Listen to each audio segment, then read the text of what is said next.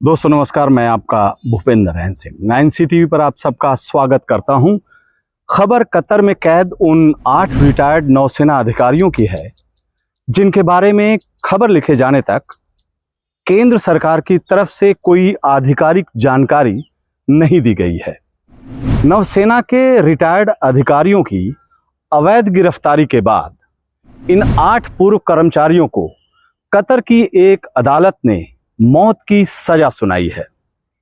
आपको बता दें कि सन 2022 में भारतीय नौसेना के 8 पूर्व कर्मियों को गिरफ्तार किया गया था। दिन महीने बीतते गए, लेकिन न तो मोदी सरकार उन्हें वापस लाई और ना ही इस मामले में अपनी चुप्पी तोड़ी। बीच बीच में फॉरेन मिनिस्ट्री ने बयान दिया, लेकिन वो गंभीरता से उनके बयान नहीं नजर आए।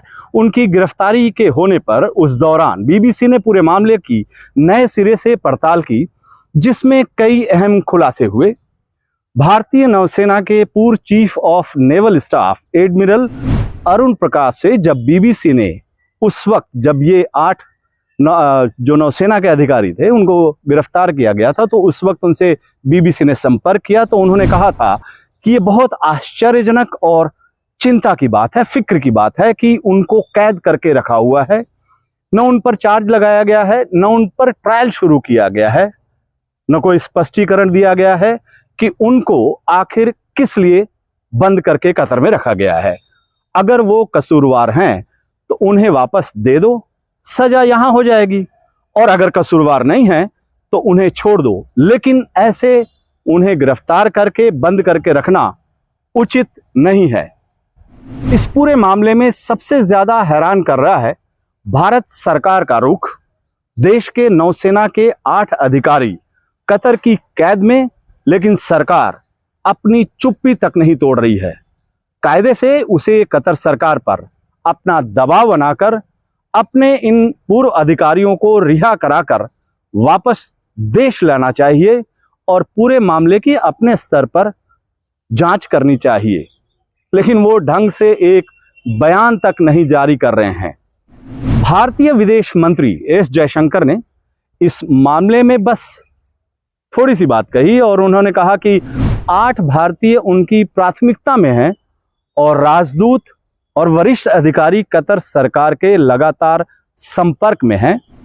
भारत सरकार के इस नरम तेवर को देखते हुए कतर सरकार पूरे मामले में मनमानी पर उतर आई है। यह बयान एस जयशंकर ने उस वक्त दिया था जब 2022 में हमारे पूर्व सैनिक कतर में गिरफ्तार हुए। सरकार तो यहां तक नहीं बता रही है कि आखिर क्यों उसने कार्रवाई नहीं की, बातचीत नहीं की। भारतीय नौसेना के 8 पूर्व अधिकारियों को अपने कैद में कतर ने क्यों रखा है? कतर की मीडिया में इस बारे में कोई खबर नहीं है।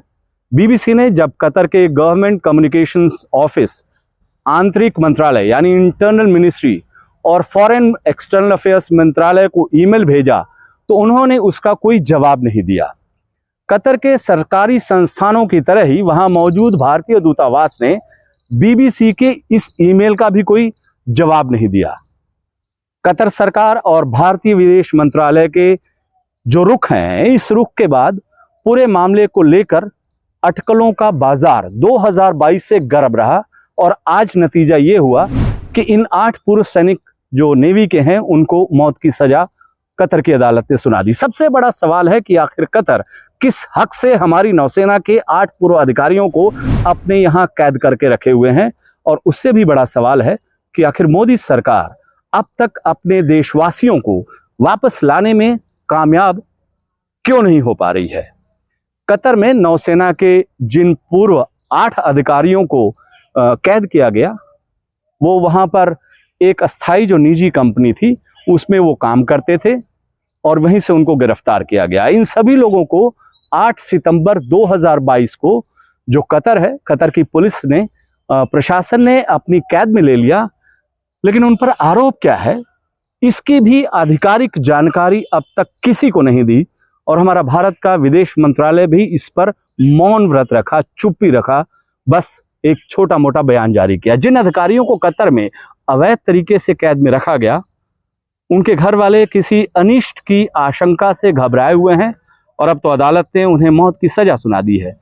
कतर में कैद कमांडर पुनेंद्र तिवारी की बहन मीतू भार्गव ने उस वक्त बीबीसी को बताया कि उनकी 84 वर्षीय माँ वो बेहद इस खबर को लेकर चिंतित हैं। वो बहुत बीमार हैं, वो इतनी अपसेट हैं कि उनका ब्लड प्रेशर हाई हो गया, वो शुगर की पेशेंट हैं, उनको हार्ट की प्रॉब्लम है, हार्ट की पेशेंट हैं।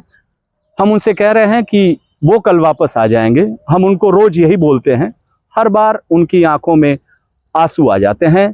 ये उस वक्त की बात है जब कतर में 8 पूर्व नेवी के अधिकारी जो थे वो गिरफ्तार किए गए थे, और वो बयान जो था वो बीबीसी को उन्होंने दिया था। माननीय मोदी जी, एक माँ की आंखों से निकल रहे आंसुओं की कीमत समझिए, साथ ही ये भी समझिए मसला नौसेना के पूर्व अधिकारियों से जुड़ा हुआ है। इसमें किसी तरह की चूक हमारे देश की सुरक्षा व्यवस्था पर भी भारी पड़ सकता है। आप ये भी जरूर समझ रहे होंगे कि ये मामला केवल विश्व गुरु वाले जुमले को उछालकर हल नहीं होने वाला है। नमस्कार।